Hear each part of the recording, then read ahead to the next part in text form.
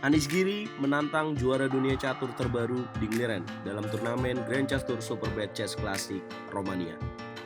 Ya, menurut aku game ini sangat menarik dan kalian harus ambil pelajaran karena dipenuhi oleh langkah kombinasi. Melakukan pengorbanan untuk bisa menang. Anies Giri memulai dengan langkah E4. Dijawab Dingliren E5. Putih kuda F3, hitam kuda C6, dan Italian game atau Gioco Piano dipilih oleh pecatur nomor 1 Belanda ini. Dingliren menjawab dengan langkah kuda ke petak F6, variasi 2 kuda dalam pembukaan Italian game. Putih D3, hitam gajah ke petak C5. Ya, buat kalian yang penasaran ya, kenapa putih nggak mainkan langkah kuda G5, maka hitam masih bisa menjawab dengan langkah G5. Jadi simple ya teman-teman, dan Grandmaster sudah meninggalkan kalkulasi ini karena sudah tahu jawabannya. Putih D3, hitam gajah ke petak C5, kembali ke gamenya. Anies Giri gajah ke petak D5, hitam H6, putih gajah H4, dan hitam D6. Putih C3 dengan tujuan membongkar lewat jalan D3 D4, hitam A5. Putih kuda B ke petak D2, hitam menarik gajah gelap ke petak A7. Putih A4, hitam mengamankan raja, dan putih H3. Di langkah ke-10 menarik karena hitam langsung memainkan langkah G5. Kalian bisa lihat evolution bar-nya meningkat. Kalau kalian jadi Anies Giri, apa langkah yang akan kalian pilih? Anies Giri jarang terjadi. Dia seperti Beveltal melakukan pengorbanan kombinasi kuda memukul pion G5. Nah, kenapa sih Anies Giri berani? Pastinya dia sudah persiapkan langkah ini dan sudah melakukan kalkulasi yang sangat dalam.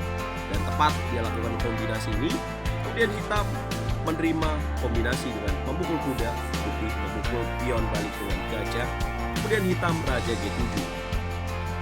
Yap, tekanannya adalah pada titik kuda di petak F6, putih menteri ke petak F3, dan hitam gajah E6. Anies Giri lakukan manuver dengan kuda F1.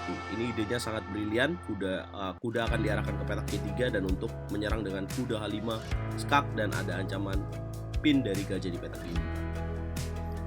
Dingliren mencegah itu dengan benteng ke petak H8. Kemudian Anies Giri memindahkan kudanya ke petak E3. Ya, dia berharapnya di sini apabila dilakukan pertukaran gajah memukul kuda, maka dipukul dengan pion dan mengaktifkan jalur F, mengincar pion F6 dengan benteng F1. Dingliren merespon dengan jalan menteri ke petak E7.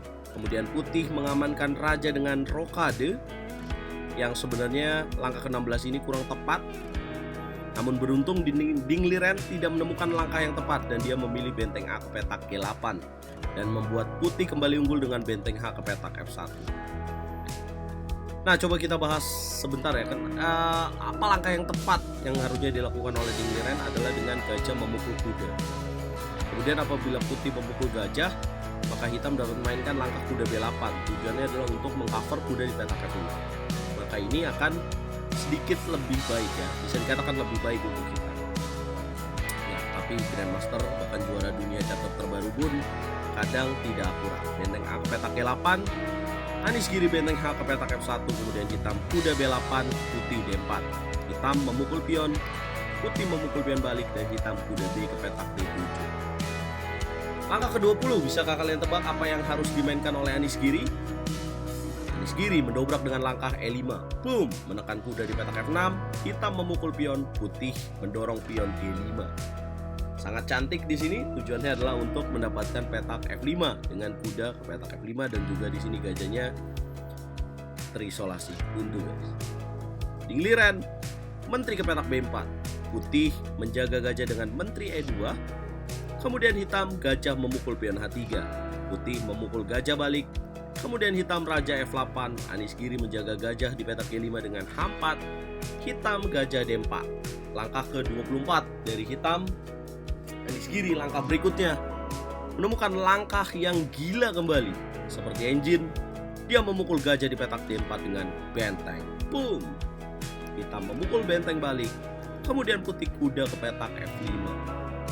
Oke, secara materi Dingliren unggul, tapi secara posisi hitam mengkhawatirkan. Tujuan berikutnya dari putih adalah dengan langkah D6, membatasi penjagaan pada petak ke-7 dari menteri, dan menteri akan masuk memberikan skakmat.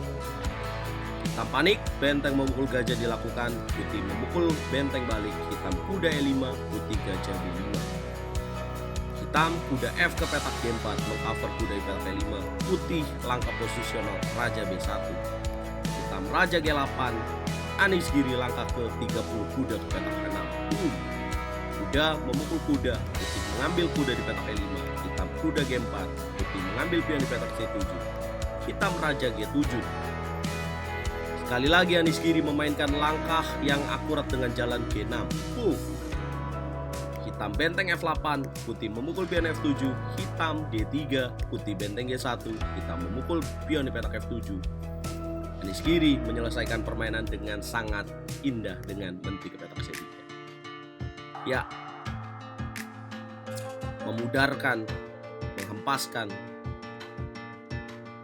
harapan Dingliren untuk menjaga posisi di dengan menukar menteri petak C3. Langkah ke-36, Dingliren menyerah. Ya, jika dilanjutkan dengan menteri memukul menteri, maka simpelnya di sini sudah terjadi ikatan dari benteng mengancam kuda dan mengancam raja di petak D7. Apabila benteng ke petak F7, maka putih akan mainkan dengan langkah D6. Pion akan promosi. Apabila D2, maka putih akan mainkan langkah D7.